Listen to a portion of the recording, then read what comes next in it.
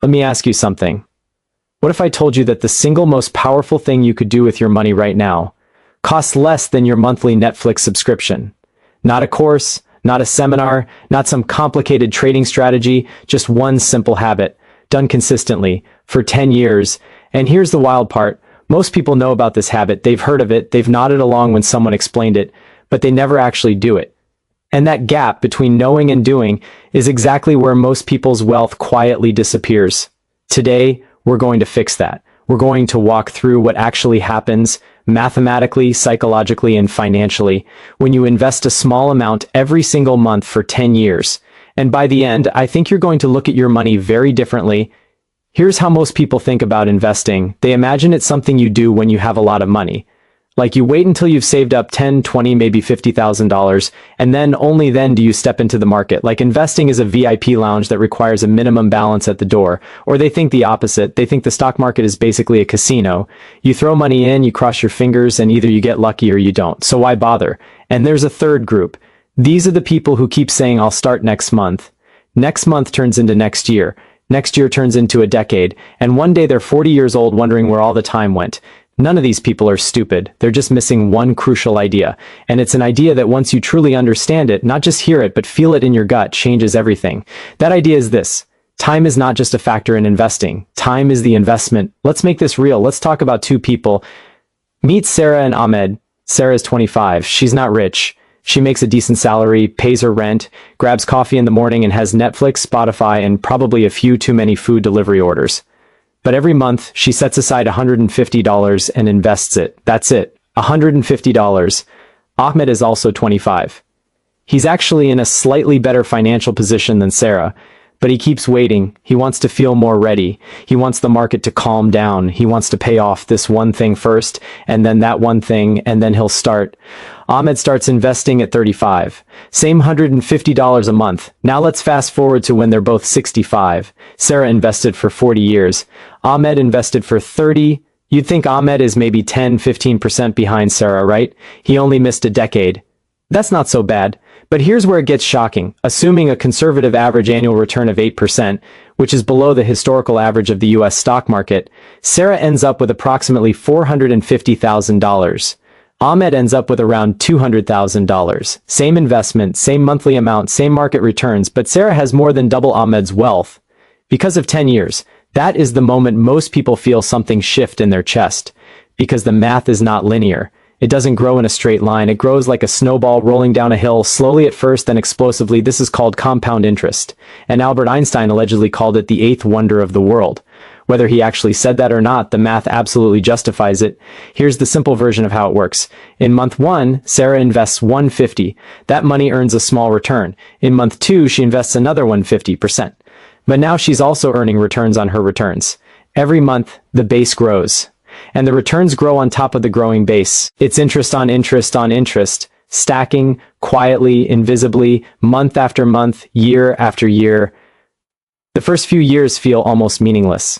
After year 1, Sarah has maybe $2,000. After year 3, maybe $5,000.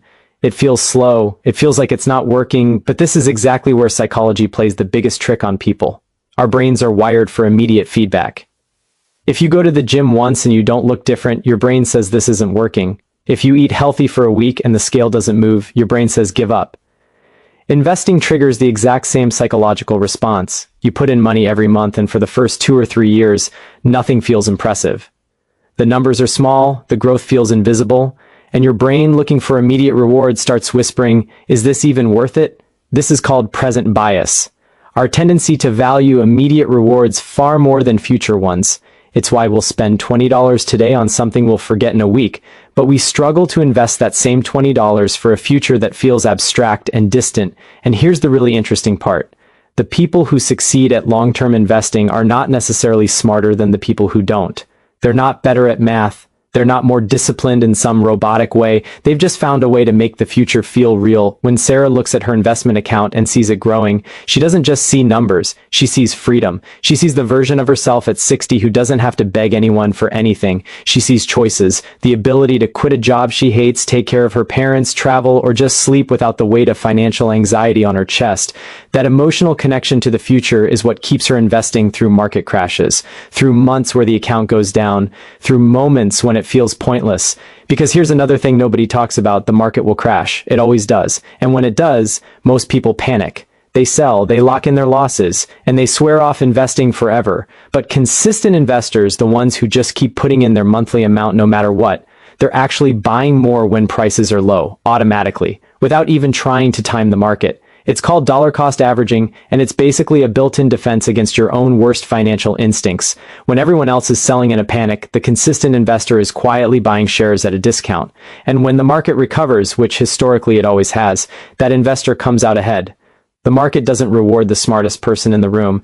It rewards the most consistent person in the room. So what does this actually look like in practice? First, start with whatever you have, not what you wish you had, not the amount that feels impressive. If it's $50 a month, start there. If it's $100, great. The amount matters far less than the habit. Second, automate it. Set up an automatic transfer on the day you get paid, before you see the money, before you can decide to spend it on something else. Pay your future self first automatically, like it's a bill you have to pay. Third, invest in something diversified and low cost. For most people, that means an index fund, something that tracks the broad market. You don't need to pick individual stocks. You don't need to follow financial news every morning. You just need to own a small piece of a very large growing economy and let time do the work.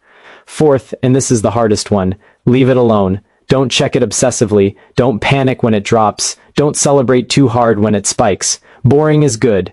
Boring in investing is rich. Let's put some real numbers on the table. If you invest $100 a month starting at age 25 at an average 8% annual return, you'll have roughly $350,000 by 65.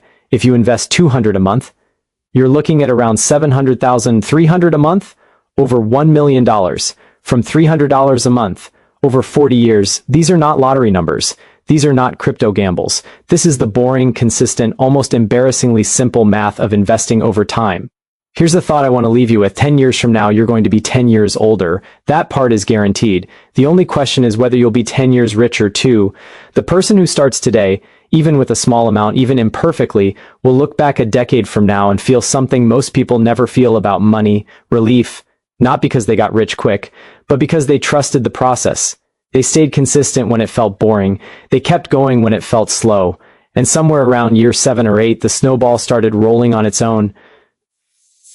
The hardest part of investing is not the math. The math is simple. The hardest part is convincing yourself that your future self deserves the same attention you give your present self. Start today. Not when you feel ready, not when the market is perfect, not when you have more money. Today. Because the best time to start investing was 10 years ago, and the second best time is right now. If this video made you think differently about money, share it with someone who needs to hear it. And if you want to go deeper into how money psychology shapes your financial future, the next video is already waiting for you.